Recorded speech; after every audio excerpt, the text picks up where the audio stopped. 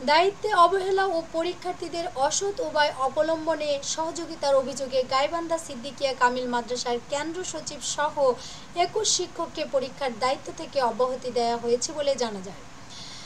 বৃহস্পতিবার ১৭ এপ্রিল গাইবান্ধা সিদ্দিকিয়া কামিল মাদ্রাসা কেন্দ্রে এসএসসি দাখিল গণিত বিষয়ের পরীক্ষা চলাকালে এ ঘটনা ঘটে। পরীক্ষার্থীদের পাশাপাশি এমসিকিউ বহু নির্বাচনী একই সেট কোডে বিশেষ সুবিধা দিয়ে পরীক্ষা নেওয়া হচ্ছিল।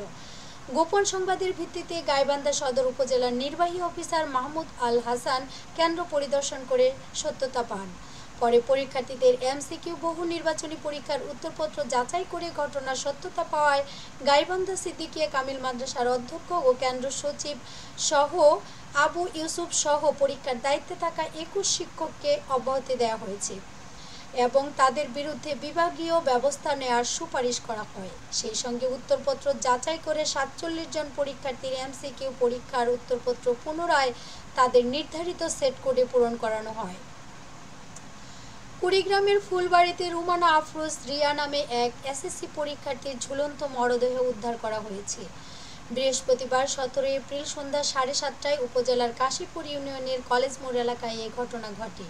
মারা যাওয়া পরীক্ষার্থী রুমানা আফরোজ রিয়া উপজেলার কাশীপুর ইউনিয়নের কলেজ মোড় এলাকার আব্দুল রৌফের মেয়ে ও গঙ্গাহাট এমএস উচ্চ বিদ্যালয় থেকে এবারে এসএসসি পরীক্ষা দিচ্ছিল। তার পরীক্ষার কেন্দ্র ছিল ফুলবাড়ী জসিমিয়া মডেল সরকারি উচ্চ বিদ্যালয়।